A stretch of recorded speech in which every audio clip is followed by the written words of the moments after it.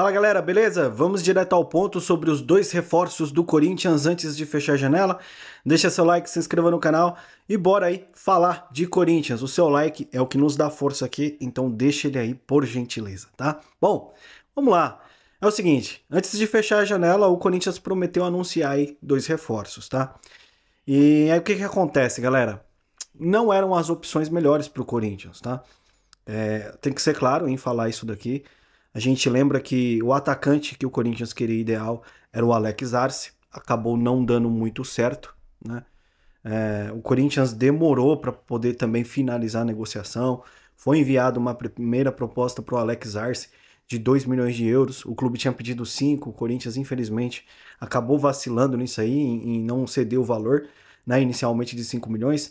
Aí o atacante dos caras lá, que era reserva, se contundiu, a janela equatoriana fechou, e aí o Alex Arce não foi mais negociado. Porém, segundo informações que está rolando por aí, o Fluminense está querendo contratar o jogador, e assim, se o Fluminense contratar, o Corinthians levou um chapéu bonito por falta de profissionalismo da diretoria na questão do Alex Arce, tá? Porque podia contratar e não contratou, né? Por questões financeiras, enfim.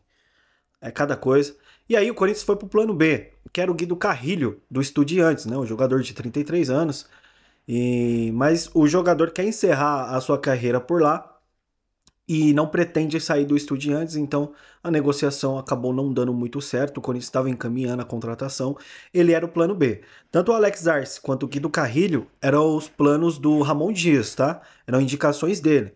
Não deu certo, aí o Corinthians, numa forma de desespero, foi para o mercado tentar algum outro atleta e encontrou o Héctor Hernandes, né, que passou pelo Cifute do Corinthians, foi levado ao treinador Ramon Dias, e aí ele viu os números, viu o jogador, acabou gostando e aprovou a contratação, e o Corinthians começou a negociar com o jogador que está livre no mercado, tudo facilita, né? Só resolve as questões salariais. Ele está em Madrid, vai vir para São Paulo, jogador de 28 anos, um atacante que faz também a função de ponta, né? E assim, parece ser um jogador interessante, mas não um dos melhores, né? Não jogou em times tão expressivos assim. Ele começou no Atlético de Madrid, foi revelado por lá, passou por outros clubes espanhóis, começou a carreira lá e foi para o Chaves de Portugal, né? No time que ele jogou, que eu não lembro o nome agora direito, acho que é o Albacete é o nome.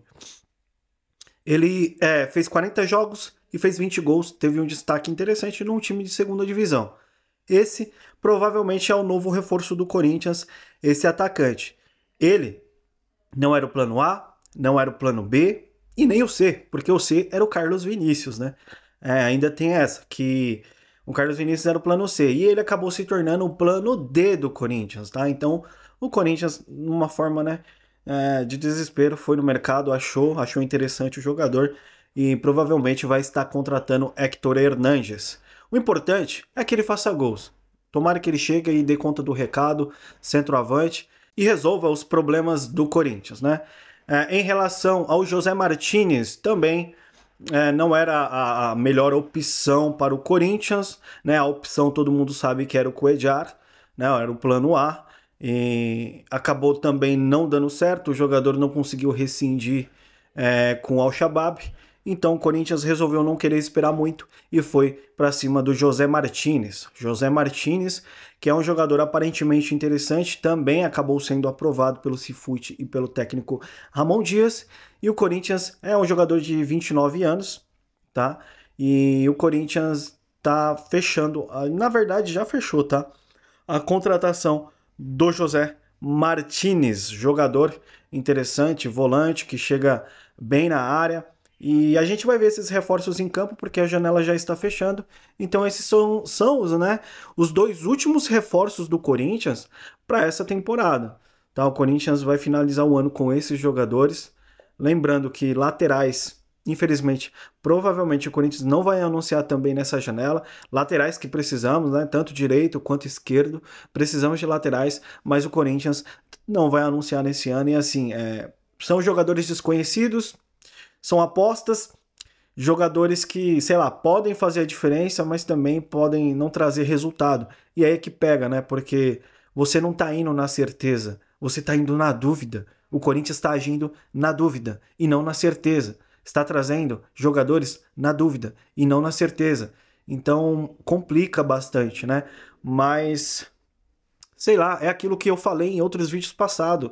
Se o Corinthians não conseguisse trazer o Alex Arce ou Carlos Vinícius, o Corinthians ia sair atirando, ia ver qualquer jogador por aí, a dar uma analisada, fazer uma oferta e trazer. E um jogador que fosse barato, porque o José Martínez, por exemplo, 3 milhões de reais. O atacante agora, o Héctor Hernandes, assim, o Corinthians nem vai adquirir ele por algum valor, não vai, entendeu? É só questões salariais mesmo, porque o jogador tá livre no mercado, sem clube, vai acertar com o timão, vai vir e vai jogar. E assim, que venham logo, que joguem, que sejam anunciados e que possam entrar até antes do jogo contra o Fluminense, mas a probabilidade é que esses jogadores estejam disponíveis só semana que vem, tá? Então, é isso. Essas são as informações atualizadas do Corinthians até o momento, acerca dos reforços. Tendo novidades sobre o Timão, eu vou trazer aqui para vocês. Então eu peço, deixa seu like, se inscreva no canal e eu volto na próxima, beleza? Grande abraço, até mais e vai Corinthians!